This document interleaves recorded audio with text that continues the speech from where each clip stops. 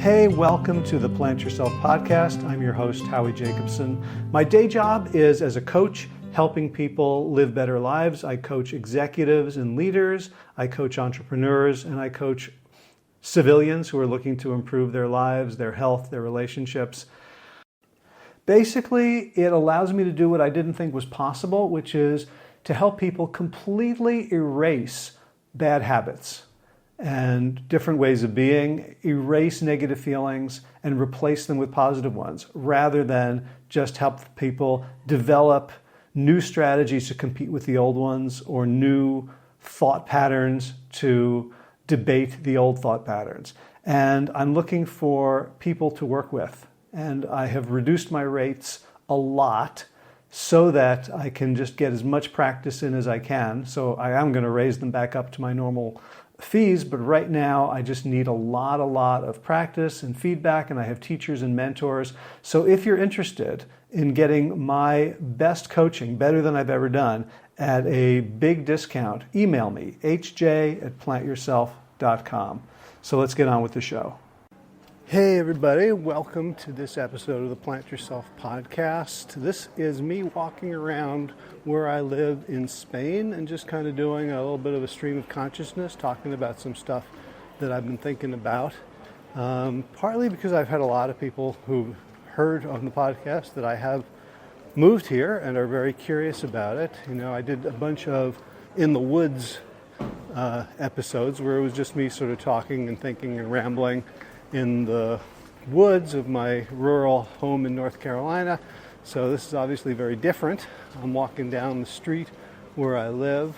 And since I started recording, I have now reached the fruit and vegetables cellar, which, you know, it opens around 9 o'clock every morning, closes around 7 o'clock every evening, and is about 50 steps away from my home. So since this is the Plant Yourself podcast, and it's, you know, the original theme was all about food, healthy plant-based food, I figure I could start there. And like, it's an amazing difference. We have a small kitchen with a small refrigerator and a small freezer. In North Carolina, we kind of got into prepping a little bit, and we live 20 minutes from anywhere. So if we went shopping, we bought a lot of stuff so we wouldn't have to go shopping every day. We actually had, you know, a big suburban refrigerator freezer in the kitchen and then 2 chest freezers. So, you know, we would kind of look at ourselves and, you know, shake our heads like, why do we need 5 bags of frozen cherries from Costco? Well, you know, what if, you know, a hailstorm comes and takes out all the roads and the grid and everything, and so, you know, we can keep things cold there, and we can, well, anyway, so we you know, kept all our food was in our home. It was, and here we have a very, you know, we don't have room for it. So it feels like we're keeping our food in the grocery store until we need it, or here in the greengrocer.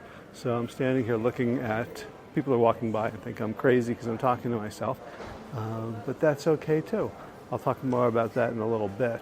So I'm looking at, you know, right, just as you walk past, there's fruit cups on ice. There's watermelon, there's pineapple and blueberries, and then looks like there's figs and 3 different kinds of peaches and mangoes and albaroc, which I think are apricots, maybe nectarines, avocados, cherries, and I think those are just sort of the local stuff. And they also sell some frozen stuff. We actually get tofu here. I'm looking at the jars, and here they don't have cans of beans and things. They're in glass jars, which obviously is not a BPA issue, so that's kind of fun. There's tomatoes, watermelon, bananas, either from the Canary Islands or Cameroon, and then all the veg. See broccoli. I came down this morning, got some mushrooms, and it would look like water spinach. Just threw that into a wrap for breakfast. So that's really fun. There's also a supermarket about a 5-6 minute walk up the hill. That's much more, you know, supermarket-y with, you know, aisles and frozen sections. So they have little bags of mixed frozen fruit, which We bought a 50 euro blender, which is not a Vitamix. I did a lot of research, and turns out the Vitamix was probably not going to work here, even if I got some giant $100 power converter. So one of the things that's been interesting is like deciding what was important about my old life that doesn't seem to be that important now. And some of it was decisions. Some of it is just like, well, you could get a Vitamix. They sell them on Amazon.es, the Spanish Amazon, for like 700 euros. And euros are a little bit more than dollars at the moment. So a euro is about $1.10. So it's $750 for the same Vitamix that I got at Costco refurbished for like $2.99. Don't have an Instant Pot. We don't have enough counter space for all of the appliances. Our Breville oven, juicer and all these things. So, like, living simply has become kind of a virtue. We're cooking simple foods. We are doing sort of bowls, like acai type bowls, because they have really good acai places here. But it's 11, 12 euros for a single meal, and it's like, oh, for €1.45, I can make that myself with just these frozen fruits and some oat milk and a couple of bananas, and then just add whatever toppings I want. So that shift, when we first came here, we really didn't have much of a kitchen at all. So we were eating out a lot, and we were also saying, well, we're kind of feeling like we're on vacation and we're really tired. But now we're here, we live at this place, and we have an apartment that we've rented for a year. So moving into kind of, real life as opposed to this sort of travel experience. So where are we? I'm now walking. I walked down from my house, and you should be able to maybe hear the ocean in the background. I'm heading down to San Sebastian Beach. We don't live in Barcelona city. We live in Barcelona. I guess it's a municipality. It's in the state is Catalonia or Catalunya. And for those of you who didn't know, like I really didn't know until I was almost ready to come here, they don't speak Spanish here as their primary language. It's Catalan, which is sort of like someone described to me as, it's like my daughter said, if Spanish and French moved to Portugal and had a love child, that's what this language is. So it's it's sort of French, like merci is thank you, but it's kind of spelled phonetically. So they don't have all the letters that are silent as in French, and the pronunciations is sort of Portuguese reminding us.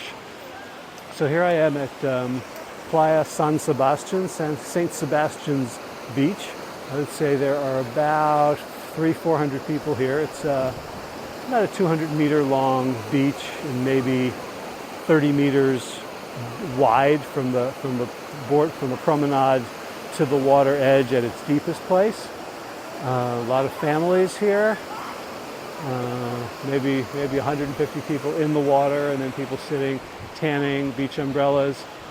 Pretty much every beach in Spain that I've seen is topless, so that's something to get used to. There are fully nude beaches. There are gay beaches here. So I'm not in Barcelona city. I'm in a town called Sitges, which is spelled Sitges. And we are here through a confluence of events. One was after living in rural North Carolina for 9 years, the jump to fully urban was a little bit too much for us. It was just, we loved, the excitement of the city and all the things you could do, and the museums and the restaurants and the beach and the public transportation and a really good metro system and the architecture and the history and the culture and all the people and all that. But from, I think, a neurological perspective, it was just getting to be a bit too much. Plus, the place where we had our sort of Airbnb-ish type place for June and July happened to be a place called Barceloneta, which is the old town by the beach. and apparently it has become a sort of tourist hub for foreigners. So the locals aren't really crazy about the tourists who tend to like get drunk and be very, very loud. There were lots of sort of hanging banners over the balconies of apartments, like asking people to like be respectful and be quiet in the evening. And we actually had to sign something with our landlord saying that we would not make any noise from 10 p.m. until 8 a.m. But apparently we were the only people who had to sign that, or who, actually followed it, because there was a lot of noise, a lot of drinking, carousing. There are a bunch of festivals all over Spain all the time, and many of them involve marching bands and fireworks. And like literally our first weekend in our new place was a 2-day non-stop marching band festival under our window. So after about a month of this, we kind of felt like we were going to go nuts if we didn't find a different place to live. So we were looking, we found, went online, found these websites, and we're looking at different neighborhoods in Barcelona. And we're looking sort of farther out from the main city, from where all the tourists are. And we weren't finding anything that looked even like remotely inspiring, like this is why we moved to Europe. The places were sort of small, uninspiring, kind of depressing. And we weren't really sure what we were going to do, based on our budget, because one of the things that's happened in the cities in Spain is the prices of real estate have gone way up, partly due to people like me coming with disposable American income, investors buying up property and trying to turn it into rentals and Airbnbs. So I couldn't be sort of too high and mighty about that, since I'm part of the wave that was the problem. But we weren't finding anything. And then our kids, who had moved to Barcelona in January, so 5.5 months before we arrived, and we're frankly the reason that we came here, they wanted to do a day trip to this town called Sitges, which is about 40 minutes south by train on the coast. And we read about it and watched videos. It's a real interesting place. It's like a gay mecca. It's a very old town with sort of beautiful architecture. It reminds me of like a Greek island, sort of a very old whitewashed plaster walls. There's an outline of sort of deep purplish blue painted on the ground, just between the cobblestones of the street and pretty much every one of the buildings in the old town. I'm walking through the passage. There's a lot of wind right here. So the buildings, the architecture is kind of very narrow streets, tall buildings, which will give you a good breeze, which is important because now it's about 91 degrees and 70% humidity here. It's a hot August. I'm recording this on the 2nd of August. So now I'm walking along. I can see to my left, there's the Balearic Sea, which is a part of the Mediterranean. And then on the right is like an old church that's a museum, and there's a bunch of people here selling jewelry and tourist stuff and whistles. And so folks are sitting with their boom boxes playing their music. So we came here for the day, and the minute we stepped off the train, it was so much quieter. So the buildings were smaller. There was, it's a town. It's not a big city, and it was charming. And we both looked at each other and we said, "Oh, this feels really good." So we spent the day, went to the beach, there was like plenty of vegan food. It looked like this is sort of a place that was culturally compatible with what we were looking for. And so the next day we started looking for places here. I had talked to someone whom I was interested in becoming friends with, an author that I really like, and I noticed from the dust jacket of one of his latest books that he said he lives in Barcelona. So I had reached out and said, "Hey, I love your books. I'm not, a weird Kathy Bates stalker. but I would love to buy you a coffee and hear about Barcelona. And he mentioned that he lives actually in Sitges, in this town. So those things kind of came together in my mind to think, oh, this might be a good place to live. So here we are. We looked at a bunch of places. We have a small 2-bedroom apartment, again, with a small kitchen, as I mentioned. It is in the old city, which is great and terrible. It's great because it's so beautiful and charming, and like everything's, nearby. I'm 5 minutes walk from the train station and the supermarket, 3 minutes from the beach. So now I'm walking along Playa Fragata, which is or Platja in Catalan, the Fragata beach, the frigate. So apparently there used to be a sort of an armada here of gunships that would protect the waterways into Barcelona, and so I can see the big holes in the wall where the frigates would be tied up, and there's a replica of a cannon on the wall where the cannons used to be, and I'm walking past a sort of a mooring area for a lot of sailboats. Now it was 2 bells. It's 4:30 in the afternoon from the old church. So if I'm nearby here in half an hour, you'll hear the full 5 bells tolling. So found this place, and here we are. We've been here since July 7th, so it's been a little over 3 weeks, and it does get very noisy at night still. So we decided, we have to get used to this. We're used to owls and birds and squirrels and cows lowing in the distance, and coyotes howling sometimes, gunshots from hunters, but a lot of different noises. So our street gets cleaned roughly every day around 2 a.m. by a street sweeper that's blowing some, dropping some water, and then the brushes. There's also every night from 8 until midnight they drop off the garbage and recycling bins, and then something comes and collects that in the middle of the night as well. We're also down the street about 100 yards, one of the most popular bars in the city, El Cable, the cable or the wire, and so there's a lot of people walking back up the street or heading back to their hotels or the train. I think this is true that Spanish or Catalan conversation is much louder on average than American.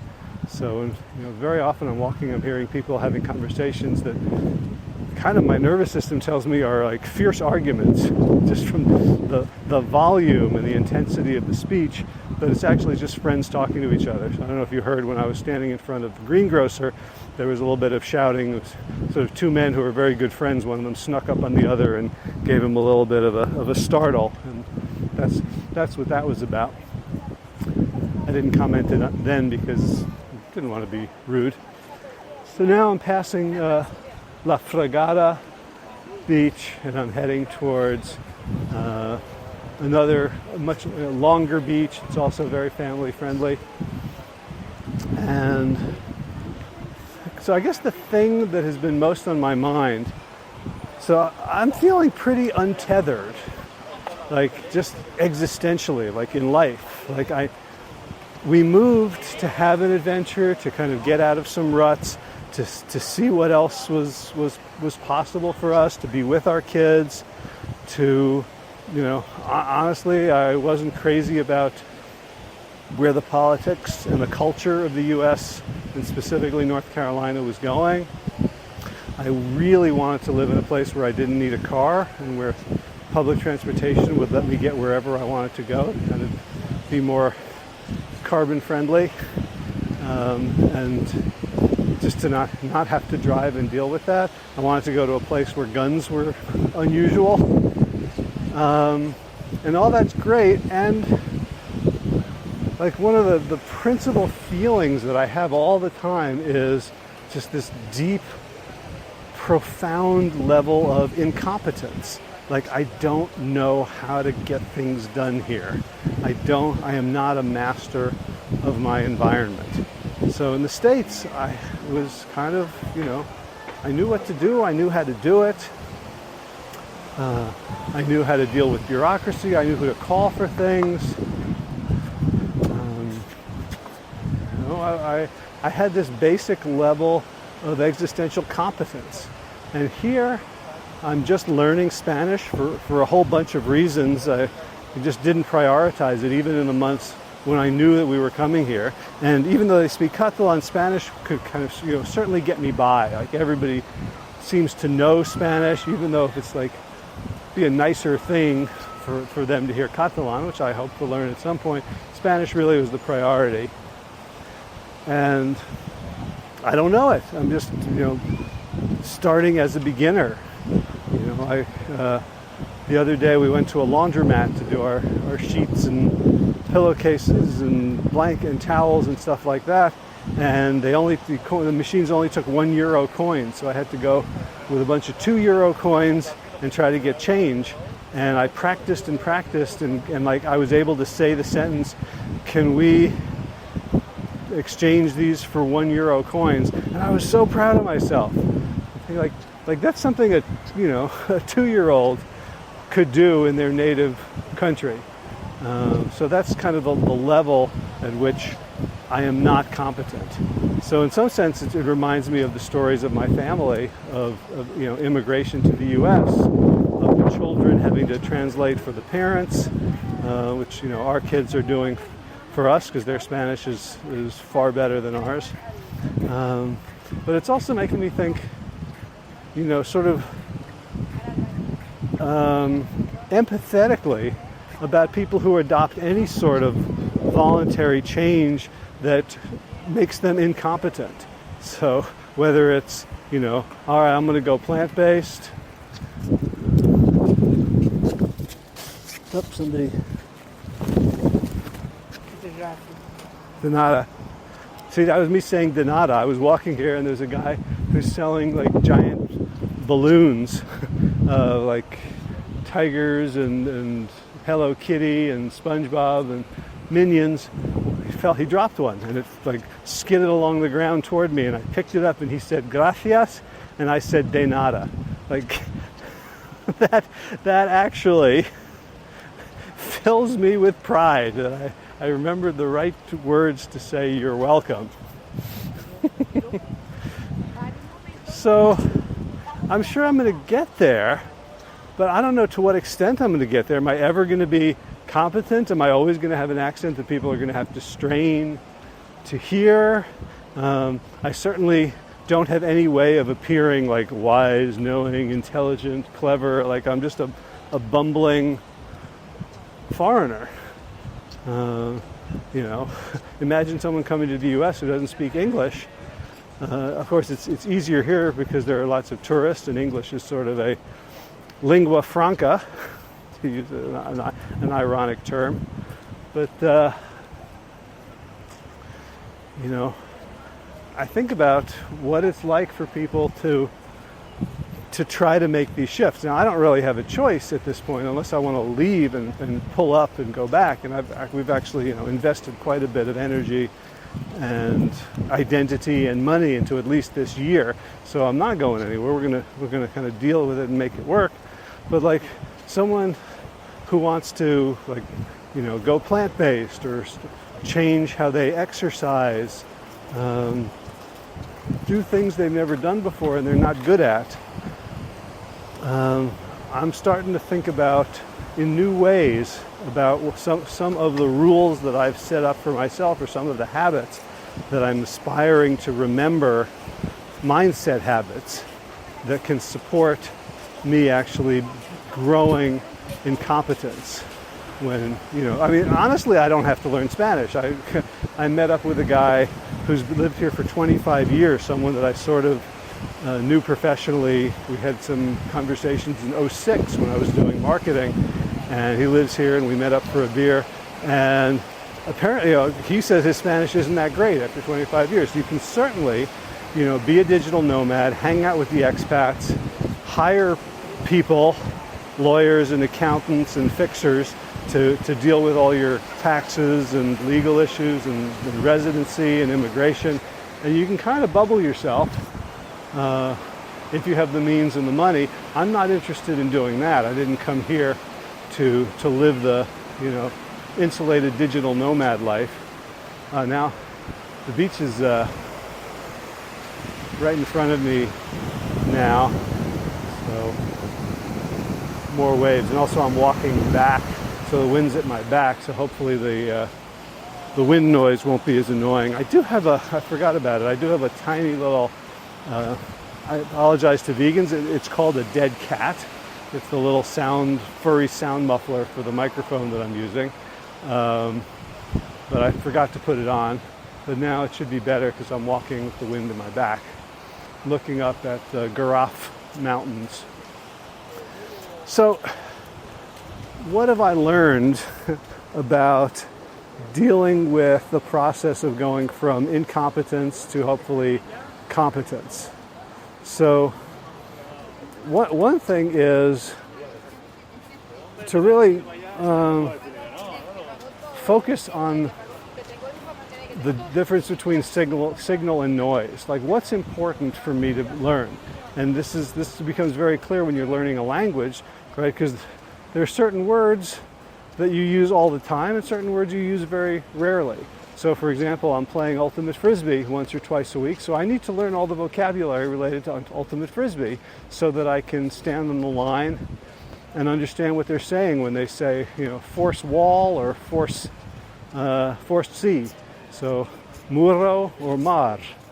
So I know which way to cover someone to defend, so that I can be part of that team. I've learned how to say foul, fazda, and a lot of Ultimate lingo is in English because it started in the U.S. And there's quite a few expat players here, but just getting those basics was more important than, let's say, how to order in a restaurant, especially because the restaurants where we have been catering to English-speaking tourists, and almost all have an English menu. But it's not just the verbs and the nouns and the adjectives and the syntax of language. It's also like, what do I want to get good at here? Mastering public transportation felt very important, whereas learning the city streets to drive was not. Certain lines were more important than others. When we were in Barceloneta, we could take the yellow line until they closed our nearby station, and we had to learn how to walk to a whole different line and different transfers. So, not being overwhelmed, because we have to learn everything. But understanding what are the things that we can learn the quickest that are going to give us the biggest positive impact. So I think that's a useful kind of rule, sort of an 80-20 principle to apply, and especially to think about it when things become overwhelming. Something else I'm dealing with is to not worry about what other people think of me, because I'm used to being seen as smart, and here I am not seen as smart. No one has any reason to think of me as smart, and having to sort of let that go and to not care how I appear to other people, except when I do have to care how I appeal to other people because I'm sort of doing something culturally inappropriate, whether it's the cultural differences here involve like your tone of voice and speech. It also is a culture that has very different ideas of personal space and how close someone can be to you. And so there are things where I'm like, well, I'm not going to worry about how I act. I'm not going to worry about how other people perceive me, what they think of me. And there are areas where I do, where I have to think about how am I coming across and what am I inadvertently communicating. And in those cases, when I mess up, a sense of humor is essential. And a sense of humor doesn't mean being really funny. It means being humble enough to sort of smile and shrug and laugh at yourself and let other people in on the joke. That, oh, okay, this is how it goes. So Mia, my wife, is very good at that when she's sort of flirting with people, and she knows, ¿Qué tal? Buenos días. And then her knowledge just runs out. And at that point, she's like smiling and shrugging and saying, that's all I've got. And even doing, talking in English to say, I don't have any more Spanish. So, and that charms people. So, we're, building kind of a human connection there. One of the things that has been hardest from a food navigation perspective is the timing. So it's pretty easy for me to eat. It's extremely easy for me to eat vegan here. And now that we have a kitchen, it's very easy for me to eat healthy with the greengrocer, just 50 feet down the street, 50 yards down the street, and two different stores that are sort of like little Whole Foods or local natural food stores with sort of high-end stuff, so we can get our soy sauce or sesame oil or nutritional yeast or ground flax, all that stuff. What's been really hard is fitting into this culture around the timing of meals.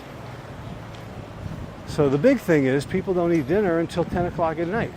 I'll walk around and I see, families, like you go out on a weeknight and there are families with toddlers playing at the playground at 11 o'clock p.m.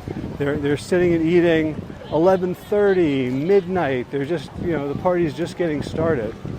And there have been plenty of situations where I had to decide, no, I want to stop eating at 5 so that I can, fully digest. And it just didn't work from a fitting in perspective. And so it also, along with that 80-20, it's like, where do I want to compromise? Where is it important for me to be completely 100%, and where can I let go of some things? Like, is my 12 to 14 hour daily fasting window that important? Is it important at all? Is it important right now? Obviously we don't want to be eating 24/7, and it's a great way to gain weight to eat right before bed. And yet if I'm participating in a gathering, so that person that I had known professionally a while back invited me, hey, just sort of texted me, hey, want to grab a beer? That was on like 9:30 at night. And I had to just well, first of all, I don't exactly know how to grab a beer. That's not the sort of thing that I typically do or have done. Anyway, I'm heading back, so I'm heading away from the ocean now, so I'm crossing the oceanfront street, and I'm heading up into a portion of the old city. So we should start hearing more and more sort of conversation, or I'll be passing areas of residents and shops. Right now I'm going to have to sneak past a car that actually I can't get through because the doors are open.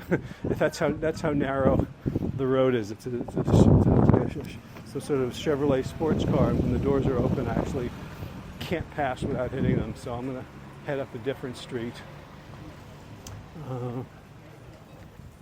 But this idea of some things that I have thought were absolute rules for my life are less so. So even if I'm doing, like when I would meditate, absolutely twice a day, I could always meditate in the evening before bed because it was 9 or 10. These days I'm rarely going to bed before 11:30 midnight, and honestly I'm falling asleep. I say, I'm going to meditate now, and the next thing I know it's 3 a.m. and the garbage truck woke me up. So yeah, there's a way in which the environment is asking something different of me, and it's asking me a fundamental question, because it's really efficient to set up these rules and then not think about them anymore. Like, okay, I know that eating this way is good for me, having this for breakfast. I know that meditating at this time and this time is good for me. And once I've locked it in, I don't have to keep thinking about it. Here comes a motorcycle. Or I guess it's a scooter, smaller than a motorcycle. Once I've locked it in, I don't have to think about it again.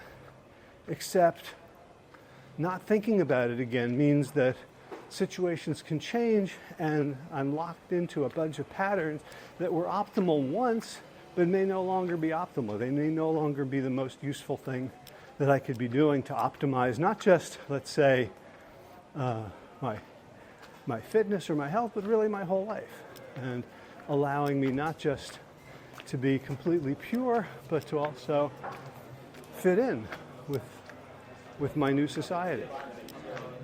So this is all kind of the stuff that I'm thinking about, and I wouldn't say struggling with, but sometimes struggling with.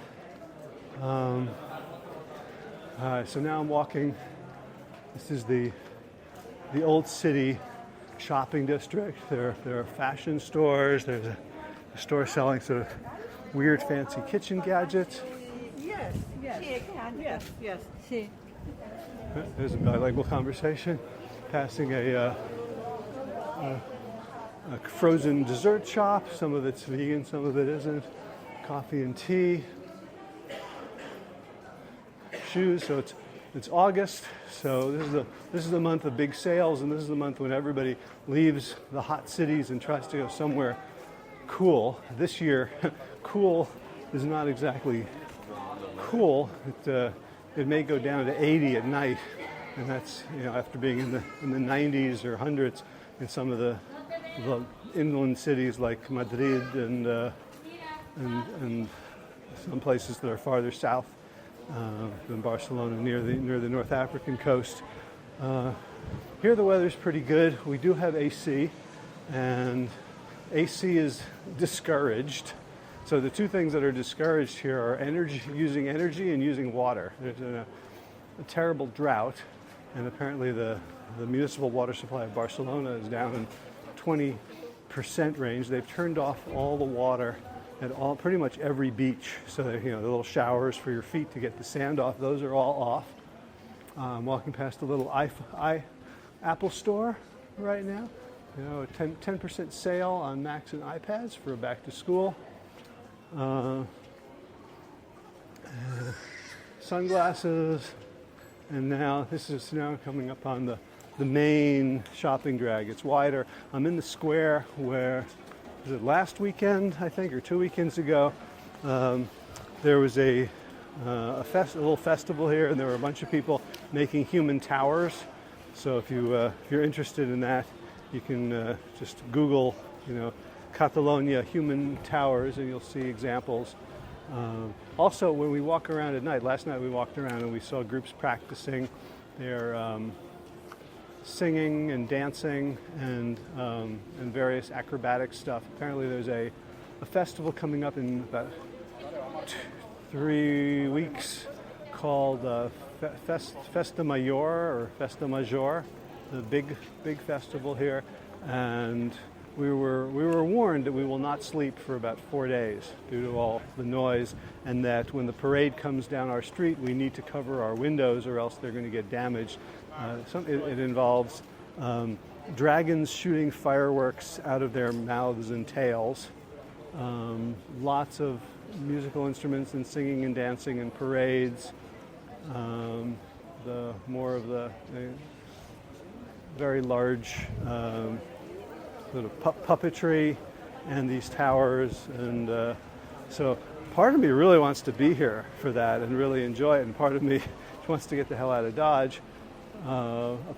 What I heard from someone who lives here is that roughly there's a town of, I would say, about 3,000 permanent residents, and the 250,000 people descend on the city during this week, especially the two main days, the 23rd and the 24th. So I really want to see what that's like, and I really want to get out. And that's also a feeling like a very common dichotomy in my life right now is, how much of something can I tolerate, and how much, do I resist it? Because there's a lot of stuff here. There's people have dogs that just, they stay with them, but they're not on leashes, and not everybody picks up after them. And so there's lots of things that I can look at and say, well, this is suboptimal from my perspective, or even like I want to like tell people off, like you should not do this. And it feels very wrong to tell people off in not their own language. Like I really don't have the credibility or the right to interject my thoughts into their culture here, even though this is gross, this is wrong, this could be so much better done some other way.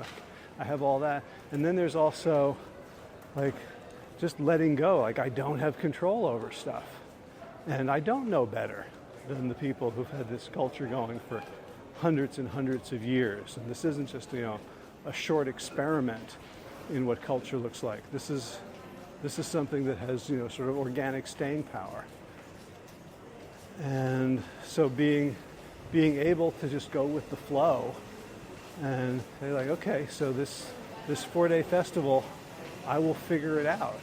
And if I want to live here, I could probably pick and choose. I probably could go and go on hotels.com or Airbnb and like escape, and maybe push comes to shove, I'll do it. But I also want to be someone who can live here. So North Carolina, where we lived, wasn't perfect. I just got used to the things that weren't, and some of them were pretty profoundly imperfect. Like I really didn't have a community. I was 20 minutes away by car from just about any commercial center where you'd see people. It wasn't just sort of, we had 3 or 4 neighbors on our road that we were friendly with, but everybody's busy all the time, so you don't get to see them all that much. There was a way in which I was profoundly lacking in community where I lived, but I made do with that. And here I have this opportunity to grow community. I bought a cheap violin in the town just south of us on the train line, Villanova y la Geltrú, so that I could reach out to people in local Facebook groups and who do some music. So I might do some jazz or folk or rock fiddling with people just to meet people, and I don't have to go anywhere, and people are everywhere. Like as I'm walking now, there's just dozens of people everywhere I turn. And so, just because I had become very comfortable doesn't mean that it was optimal. And here, there's no such thing as, perfection. I don't get to have a full, rich community where everyone is as quiet as I want them to be all the time, and nobody lets their dog do messes. So everything is some kind of a balancing act. So I'm heading back now towards the top of my street. So I've taken us on a loop. I don't know if the wind has stopped or whether it was just blowing by the ocean, and so I don't really feel it now, so I'm hoping that it's not bothering the microphone. But now, I'm at the top of the street, so I have another maybe 100 yards to go until I get back to my door, where I'm going to switch this off so people, if I see anyone in the lobby of my apartment building, they don't hear me just babbling onto myself in English. Anyway, I hope this is for people who care about what I'm up to. I hope this has given you some sort of insights. If you liked it, I can do more. It's fun to walk around. Plus, I get steps.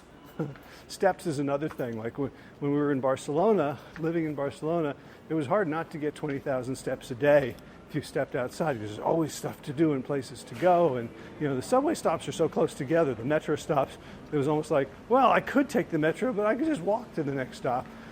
Here it's a smaller place, and they do have pretty good, there's 3 bus routes. So if I do want to go to the bigger supermarket area, it's not a beautiful walk. It's through, sort of hills and hoity-toity residential apartment buildings, and then it turns into a kind of a semi sort of industrial area where they can put up big supermarkets that are cheaper per square foot, and they also have warehouses and big car washes and storage units. There's a bus for that. So it's harder to get steps here. So I actually have been using an app to kind of incentivize me to take more steps. You know what I'm going to do before I go back into the apartment? I'm going to head down to the greengrocer and I'll pick up some fresh berries. I think I'm going to get a little packet of blueberries and raspberries, and then I'm going to slice some bananas, and then Mia and I are going to have a late afternoon snack before we decide what we're going to do for late dinner. So again, thank you for being a listener. If you have any requests, anything you want me to talk about, I do have a lot more interviews coming up. I'm kind of back in the swing of things and really enjoying it. And if there's people, man on the street or woman on the street interviews you want me to do here, if you want to find out more about my life, just let me know. You can reach me on Facebook or hj@plantyourself.com or however else people find me. And that's it for this walking tour of Sitges, Spain. So as always, be well, my friends.